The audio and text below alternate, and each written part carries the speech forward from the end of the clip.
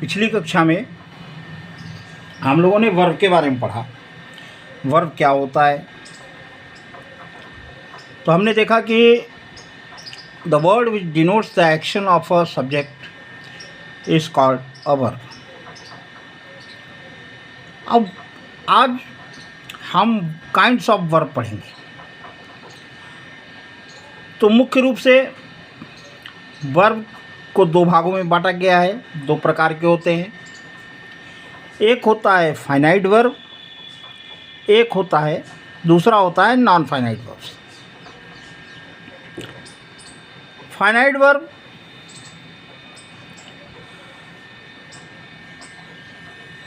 में चार प्रकार के वर्ब्स आते हैं: intransitive verb, transitive verb, linking verb, auxiliary verb. Non finite में तीन होते हैं: पार्टिसिपल, इन्फिनेटिव, जेरेंड। अब कुछ वाक्यों को देखा जाए।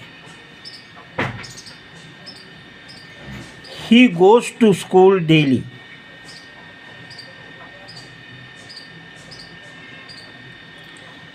दे go to school daily. Mohan plays hockey. Mohan is playing hockey.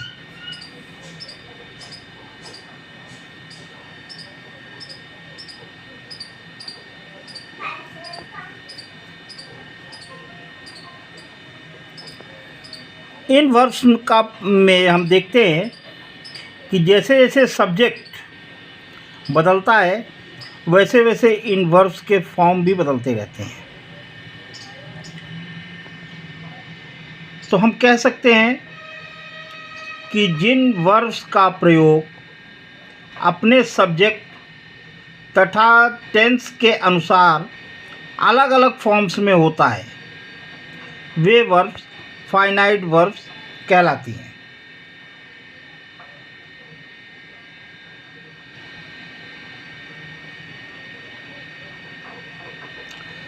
Non finite verbs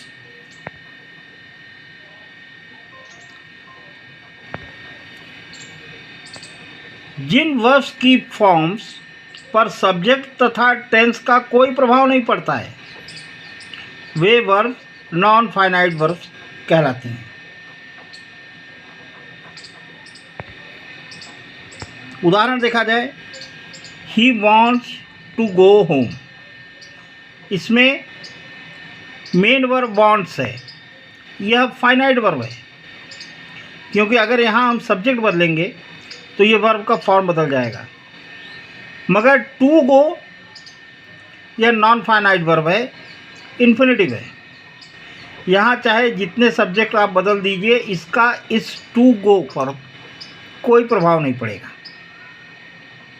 जैसे आई वॉन्ट, यहाँ आई हो गया तो यहाँ वॉन्ट हो गया, लेकिन टू गो अपनी जगह वही है। I want to go home, इस टू गो पर, इस इन्फिनेटिव पर, इस सब्जेक्ट का कोई प्रभाव नहीं पड़ा। They wanted to go home, अब यहाँ दे के बाद टेंस बदल गया, ये पास्ट टेंस हो गया। जब पास्ट टेंस हो गया तो वर्ब का सेकंड फॉर्म लग गया, वर्ब बदल गया। लेकिन टू गो इन्फिनेटिव वो अपनी जगह वैसे के वैसे ही है। इस प्रकार हम देखते हैं कि ऐसे वर्ब्स जिन पर सब्जेक्ट तथा टेंस का कोई प्रभाव नहीं पड़ता वे नॉन फाइनाइट वर्ब कहलाती हैं, और ऐसे वर्ब्स जो सब्जेक्ट और टेंस के अनुसार अलग अलग फॉर्म्स में होता है वे वर्ब फाइनाइट वर्ब्स कहलाती हैं। जैसे यहाँ ही है तो यहाँ गोज हो गया।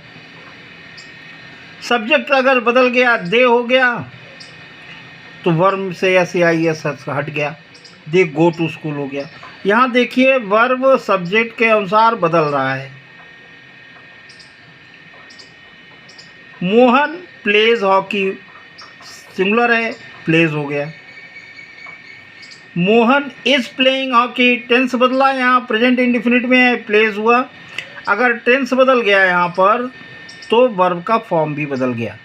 तो हमने देखा कि ऐसे वर्ब्स जो अपने सब्जेक्ट तथा टेंस के अनुसार अलग अलग फॉर्म्स बदलते हैं, अलग अलग रूप में होते हैं, उन्हें हम फाइनाइट वर्ब कहते हैं।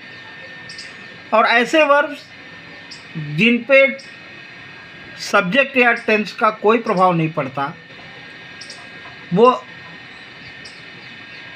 यथावत बने रहते हैं, ऐसे वर्ब्स को नॉन फाइनाइट वर्ब्स कहते हैं। अब आइए, नीचे 5 सेंटेंस दिए हुए हैं, इसमें हम फाइनाइट और नॉन फाइनाइट वर्ब सेलेक्ट करते हैं। पहला सेंटेंस है, I went to station to see off my sister.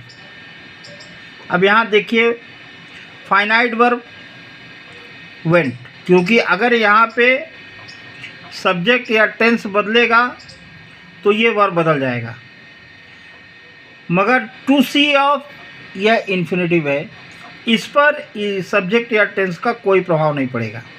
वो तो वेंट हो गया finite verb, to see off non finite verb. उसी प्रकार smoking is injurious to health. इस सेंटेंस में स्मोकिंग यह नॉन फाइनाइट है, जिरंड है।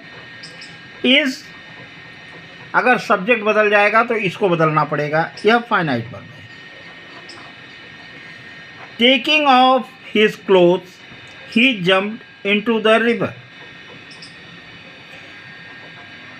इस सेंटेंस में टेकिंग ऑफ यह पार्टिसिपल है, नॉन फाइनाइट वर्ब है। जम्प्ड यह फाइनाइट वर्ब है, क्योंकि यह सब्जेक्ट बदलेगा या टेंस बदलेगा तो यह बदल जाएगा। Having written the letter he posted it. Having written यह पार्टिसिपल है, non finite verb. Posted it यह फाइनाइट वर्ब है।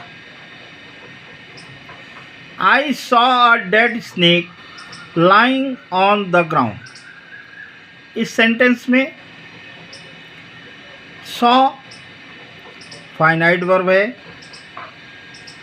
और lying नॉन फाइनाइट वर्ब है।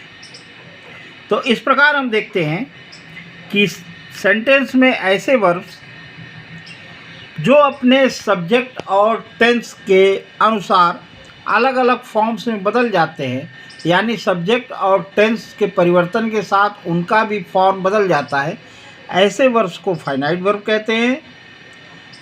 और ऐसे वर्ब्स जिन पर सब्जेक्ट या टेंस का कोई प्रभाव नहीं पड़ता, वो यथावत वैसे ही बने रहते हैं, उन्हें नॉन फाइनाइट वर्ब कहते हैं।